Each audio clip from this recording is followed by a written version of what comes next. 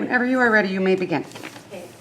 Imagine living here all of your life and all of a sudden being told that you don't belong here, that this isn't your home nor your country, and you're forced to move back to your birthplace. Today I'm going to persuade you to support the Deferred Action for Arrival program, also known as DACA. This is important because these individuals that are eligible for this program were brought here as infants, and most of the time this country is all they know. You see, I was brought here as a little girl, and even though I love visiting Mexico, I can't imagine being forced to move back, leaving behind my family, my friends, my home. Today I will persuade you on how DACA helps the economy, it helps the labor market performance, and it also keeps families together. Let's begin with how it supports the economy. In a report released in February 2018 by the Democrats of the Committee on Small Business, written by Nidia M. Velasquez, found on democratsmallbusinesshouse.gov. She states that DACA enrolled in eligible immigrants contribute roughly $2 billion each year in state and local taxes, including personal income, property sales, and excise taxes. Dreamers pay 8.9 on average of their income in state and local taxes, higher than that paid by taxpayers in the top 1%. DACA eligible workers contribute $1.4 billion in federal taxes, $2 billion in Social Security taxes, and $470 million in Medicare taxes each year.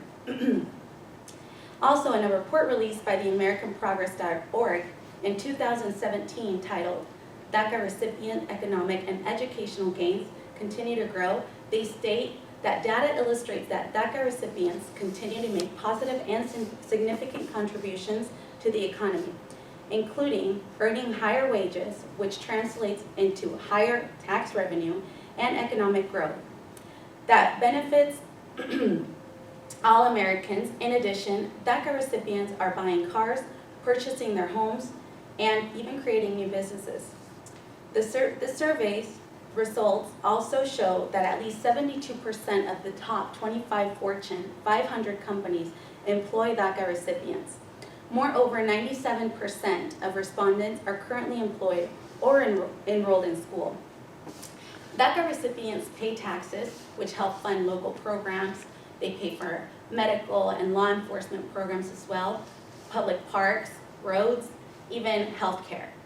So because they are eligible to get higher, better paying jobs, they're able to buy, like they said, homes, vehicles, and even start their own businesses, which of course is going to have a high impact on the economy. So now that we know how DACA supports the economy, let's look into how it makes and helps the labor market performance. A research published online on September 2017 by the Economic Policy Institute, written by Daniel Costa, titled Ending DACA, Lowers Wages and Tax Revenue and Degrades Labor Standards. He writes that all immigrant workers who are unauthorized are often too afraid to speak out when employers take advantage of them because they know their bosses can threaten them with deportation and use their immigration status to retaliate against them. The impact on this is not theoretical. Research has shown that unauthorized immigrants suffer much higher rates of wage theft than U.S. citizens.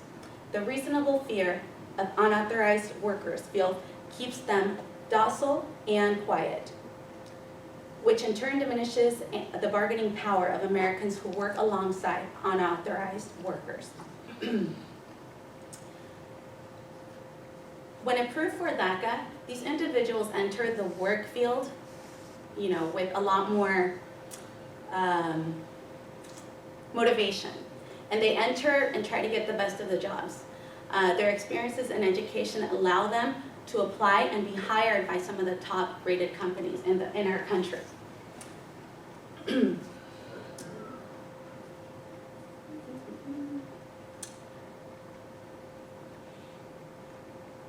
A research published online on September 2000, So now that we know how DACA helps the economy and how it helps the labor market performance, let's look into one of the most important points, I feel. DACA helps families stay together. A report released by the American Immigration Council on September 2019 states that DACA has enabled almost 800,000 eligible young adults to work lawfully, attend school, and plan their lives without the constant threat of deportation, usually to an unfamiliar country. A report released by the American Psychological Association in 2019 states that the longer parents and children are separated, the greater the reported symptoms of anxiety and depression are for children. Negative outcomes for children include housing instability, food insecurity, interrupted schooling, and adverse behavioral emotional responses. You see, most recipients for DACA were brought here when they were infants. Most of their families have been here for years, fearing deportation at any minute. Being approved for DACA gives these families peace of mind, knowing that as long as they are in the DACA program, they will not be deported.